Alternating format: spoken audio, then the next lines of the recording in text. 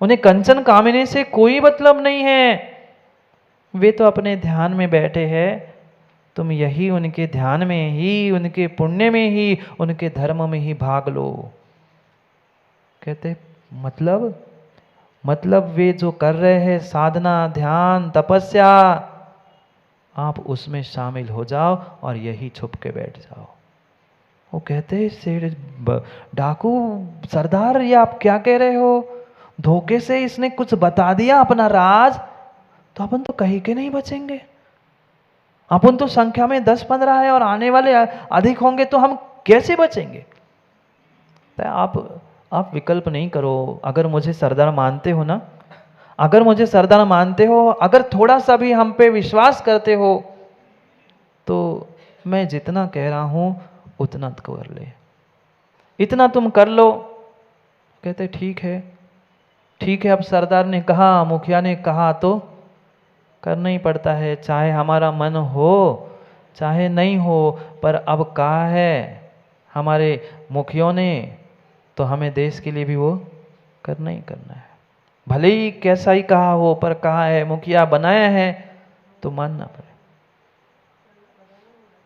लगाना है सो लगाना है। अब भले ही झंडे का भी नहीं हो, पर लगाना है सो लगाना है। मुखिया बनाया है हमने। मुखिया ने कहा कि भाई नहीं, भागना नहीं है, हमें इनके पुण्य में, इनके धर्म में, इनकी साधना में भाग लाना है, भाग लेना है। वो एक बोल पड़ा, कहता है आप ऐसा क्यों कह रहे हैं और क्या होगा? उनके धर्म में, उनकी साधना में हम भाग लेंगे तो हमें क्या मिलेगा? वो सरदार कहता है विश्वास मानना बेटा, विश्वास मानना, जो आज तक तुम्हें नहीं मिला है ना, वो इनके इसमें भाग लेने से होगा। भाग लेने से तुम्हें कुछ नहीं मिलेगा। कुछ कुछ बातों को, चर्चाओं को समझ गए, और फिर डाकू की आज्ञा ही थी, सरदार की आज्ञा ही थी, सब डाकू जाके छुप गए। यहाँ पूरा रामायण चल रहा था। ये पूरा रामायण किसके सामने माँ? वे जो धरती के देवता दिगंबर गुरु उस वृक्ष के नीचे खड़े थे, वे वहाँ बैठे थे, ध्यान कर रहे थे। और ध्यान करते करते ये सब कुछ क्या उनके सामने नहीं होता होगा? क्या उन्होंने एक आध शब्द नहीं सुना होगा? वे ऐसे ध्यान में तल्लीन थे। जब जब विषयों में पढ़ते हो ना, जब जब विषयों में रच पर कर गाफिल निद्रा में सोता है, उसी समय जब जब गाफिल निद्रा में सोता है, अथवा वह शिव के विषकंटक पथ में विषकंटक बोता है। विषकंटक ही तो बो रहे थे, चिल्ला रहे थे, मार लो, भाग लो, भगा लो, पकड़ लो, पर कोई मतलब नहीं, कोई मतलब नहीं, कोई मतलब नहीं। क्यों? क्योंकि अपने शांत निराकुल, शांत निराकुल, उस शांत निराकुल, उस अपने अपने मानस, अपने आत्मा में तुम तत्वों का चिंतन नहीं पढ़ा क्या माँ? कितनी बार पढ़ा? कितनी बार पढ़ा? पढ़ा पढ़ा पढ़ा पढ़ा पढ़ा। पढ़ते पढ़ते पढ़ते हम अनुभूति को तो भूल गए, शब्दों को रट लिया। लगभग जितने जीव बैठे हैं उन सबको ये छंद, ये पंक्तियां याद होगी ना? लगभग सबको इन पंक्तियों को हमने याद करके लिखा है। हो अर्ध निशा का सन्नाटा, वन में वनचारी भी तरते हैं, तब शांत निराकुल मानस तत्वों का चिंतन करते हो। क्या गजब की बात लिख दी, क्या गजब की बात लिख दी। चाहे वनचारी घूमे, चाहे डाकू घूमे, चाहे कोई भी घूमे, तुम तो अपने में हो। चाहे अर्ध निशा का सन्नाटा हो, चाहे दिन हो, चाहे रात हो, चाहे कोई तिर्यंश आके तुम्हें भक्षण भी कर ले, तो भी तुम अपने ऐसे ऐसे तत्वों के चिंतन में लीन हो चुके कि चाहे कोई तुम्हें आके साक्षात सर्प शेर भी खा के चला जाए ना, तो भी वे टस से मस नहीं हुए। महाराज हम भी तो टस से मस नहीं होते, इतने तुम सुना रहे, हम कौन हिले? पर वे तत्वों का चिंतन कर रहे थे और आप विषय भोगों का चिंतन कर रहे हो। इसलिए दोनों जो चिंतन में होता है, चिंता में होता है, ध्यान में होता है, वे दोनों भी कभी टस से मस नहीं होते। हाँ, आप भी तो ध्यान करते सुबह शाम, कैलाश जी करते कि नहीं? वे धर्म ध्यान कर रहे थे और आप सुबह और शाम माँ आर्द्र रौद्र ध्यान के अलावा कुछ नहीं करते। क्या गजब की बात लिख दी, करते तप शैल नदी तट पर, करते तप शैल नदी तट पर तरु तल की। क्या एक एक शब्द अगर अनुभूति के साथ पढ़ो ना, अनुभूति के साथ पढ़ो ना, तो आंखों से पानी आए बिना रह नहीं सकता। हम तो रट के भगवान की प्रतिमा को पढ़ के सुना के चढ़ा के भी आ गए, पर ऐसे भावों को चढ़ा पाए?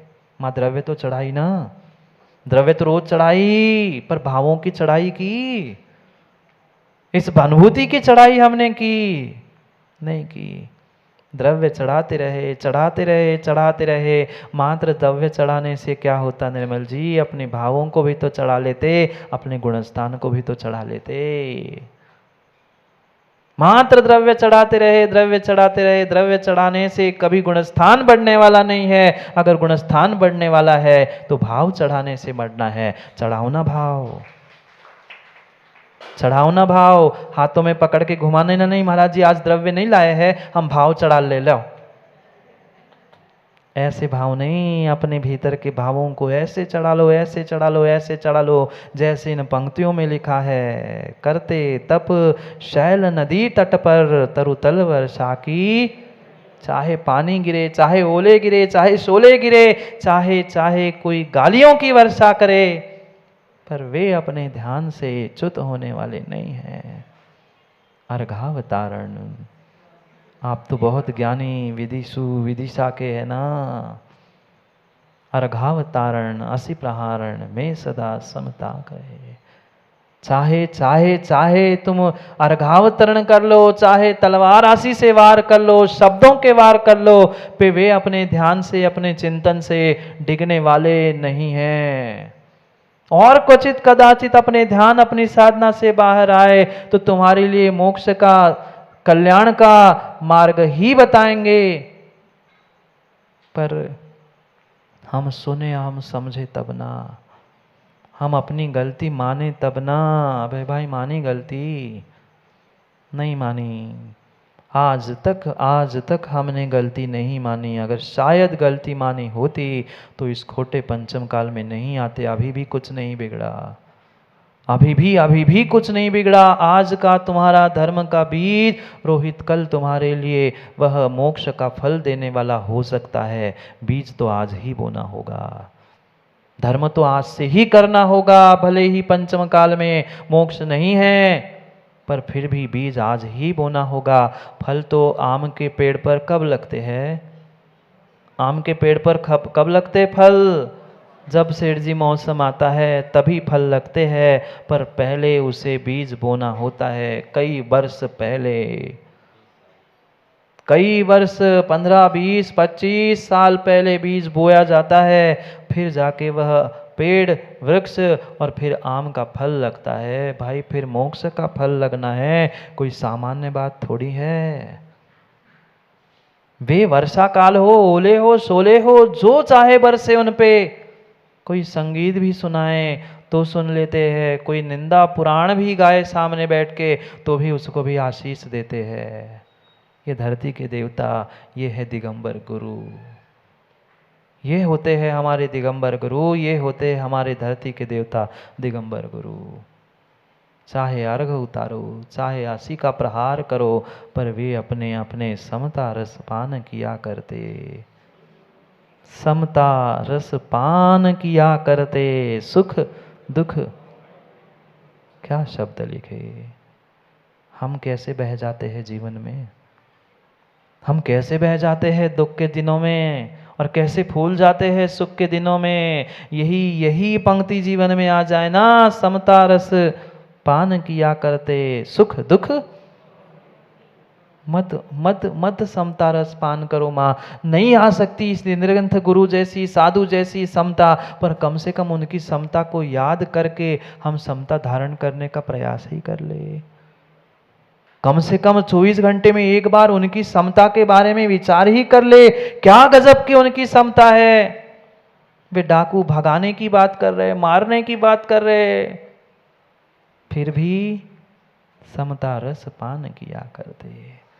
मच्छर काट रहे हैं, क्या जंगल में मच्छर नहीं होते? विदिशा में ही इतने हैं तो जंगल में कितने होते हैं? हाँ, वे कल भैया बताए महाराज जी रात भर नहीं सो पाए, इतने मच्छर थे। मैंने सुबह उससे इतना ही कहा, तू रात भर एक ही रात नहीं सो पाया, हम क्या करते होंगे रोज रात में, सोच लेना। समता रस पान किया करते, सुख दुख, सुख और दुख दोनों की ऐसी घड़ियाँ आती है कि दुख में हम रोने लगते हैं और सुख में ऐसे फूल जाते हैं, फूल के ऐसे कुप्पा हो जाते हैं कि हमारे जैसा तो कोई सुख ही नहीं। ये तो गाली देकर भगाने का प्रयास करके हुए भाग को चले गए, छुप गए वे तो जाके पेड़ों के पीछे। उस बड़े बड़े विशाल जो पेड़ थे, छुपने की अच्छी जगह थी, क्योंकि साधना भी वही अच्छे स्थान पे होती है। वे अपने ध्यान में थे, वे भी अपने ध्यान में लग गए। कौन? इधर गुरु अपने ध्यान में थे और उधर वे डाकू भी अपने ध्यान में लगे। कौन आ जाए, कब आ जाए, कब पकड़ लूं, कब झपट लूं। वह उनका भी वह आर्द्र रौद्र ध्यान चल रहा था और इनका इधर धर्म ध्यान। एक कर्मों की निर्जरा कर रहा था और एक कर्मों का आश्रव बंध कर रहा था। स्थान अलग अलग था माँ, स्थान अलग अलग था। स्थान में कोई अंतर नहीं था, कोई स्थान में अंतर नहीं था, पर गुण स्थान में कितना जमीन आसमान का अंतर था। एक ही मंदिर में आप बैठे हो, उसी में परमात्मा, उसी में गुरु, उसी में अन्य अन्य अन्य भी जीव है, पर एक गुरु के सामने बैठकर निधत्ति निकाचित कर्म का आश्रवबंध करता है और दूसरा अपने उस कर्मों की निर्जरा को भी वही प्राप्त करता है। निर्णय मेरा है, जीवन मेरा है, दृष्टि मेरी है, मुझे क्या करना है, मुझे सोचना है। ये तो छुप गए इधर से। जो बेटी और माँ राजमाता भूल तो नहीं गए? जिह्वा रथ पर और घोड़े के रथ पर सवार होते होते जो आगे आ रहे थे, उस परम दिगंबर मुद्रा को देखकर उनका हृदय हर्षित हो चुका था कि चलो आओ भाग्य, आज कोई बात नहीं। माँ भी सोच रही थी, माँ भी अपने पुण्य पर इतरा रही थी, कोई बात नहीं, मेरे पतिदेव नहीं रहे, मेरा बेटा नहीं रहा, कम से कम ये माता पिता और बेटे के तुल्य ये धरती के देवता के साक्षात दर्शन मिल जाएंगे, मेरा तो काम बन ही जाएगा। बेटी का संबंध करने जा रही थी, बेटी का संबंध करने जा रही थी। सोचती है कोई इंसान की जरूरत नहीं है, अगर गुरु मिला सब मिला। गुरु के दर्शन मिल गए, बस एक बार गुरु के दर्शन मिल जाए, गुरु का आशीर्वाद मिल जाए, मेरा तो जीवन सफल हो गया, मेरा तो काम सफल होना ही होना है। क्यों दिवाकृति जी, काम बन गया ना? कह रहे थे एक दिन, वहाँ सुबह भी कह रहे थे महाराज से, महाराज इतनी आशीर्वाद दो कि समता बनी रहे, कैसा भी कुछ हो जाए। हाँ पूछो, उनने नहीं कहा हो तो कहा था। मैंने कहा तुम्हें चिंता करने की आवश्यकता ही नहीं है। अगर सच्चा धर्म और सच्चा श्रद्धा का परिचय आपने दिया है तो कभी धर्म किसी दूसरे के सामने झुकने वाला था ही नहीं, क्योंकि हमारा वीतराग धर्म था। ये श्रद्धा का प्रतीक है। हमने कुछ नहीं किया, गुरु कुछ नहीं करता। तुम्हारे पास अगर श्रद्धा है, विश्वास है देव शास्त्र गुरु के प्रति, तो बिगड़े काम भी बन जाते हैं। कल बताई थी ना मैम, सब 4 पंक्तियों हैं। कहाँ तकदीर और कहाँ लकीर खोज रहा है। मत बनो लकीर के फकीर, मत खोजो तस्वीरों में तकदीरों को। तस्वीरों में तकदीर नहीं मिलती, लकीरों में फकीर नहीं मिलते। अगर कहीं तुम्हारी तकदीर और लकीर बदलने वाली है तो वो गुरु का दर है, अन्य कुछ भी नहीं है। माँ भी खुश हो गई कि चलो कुछ नहीं तो सही, निर्ग्रंथ गुरु जो सच्चे मार्गदर्शक है उनका दर्शन मिल गया, अहो भाग्य हो गया।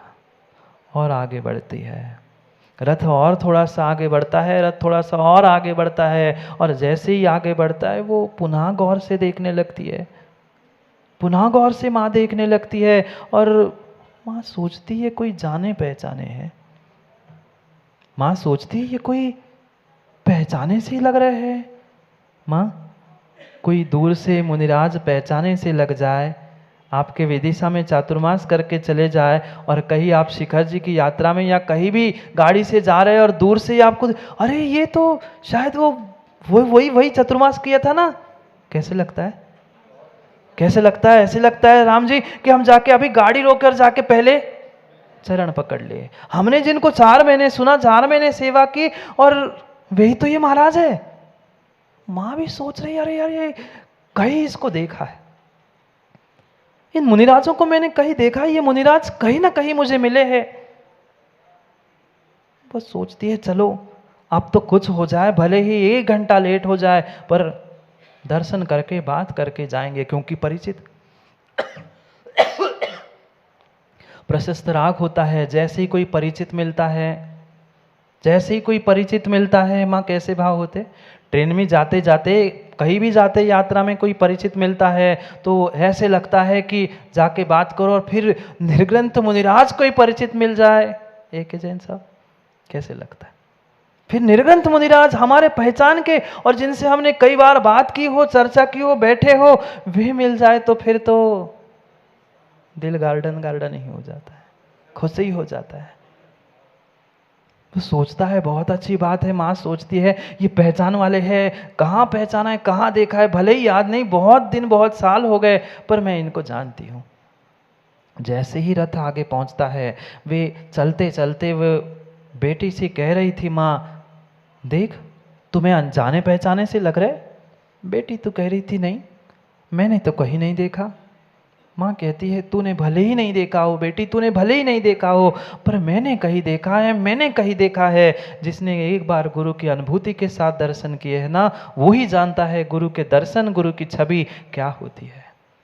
हम तो रोज वे शाम करते हैं, दिन में 3-3 4-4 बार करते हैं, पर क्या कर पाए। वो कहती कहीं ना कहीं देखा है। जिसने सच्चे श्रद्धा से, समर्पण से, पाटनी जी एक बार गुरु के दर्शन करे हैं, वो पुनः पुनः पुनः पुनः उसी छवि को निहारता है। वो माँ भी कहती है बेटी तूने भले ही नहीं देखा हो, तूने नहीं किए हो दर्शन, मुझे याद नहीं आ रहा मैंने कहाँ देखा, कहाँ दर्शन किए, क्या है, पर देखा जरूर है।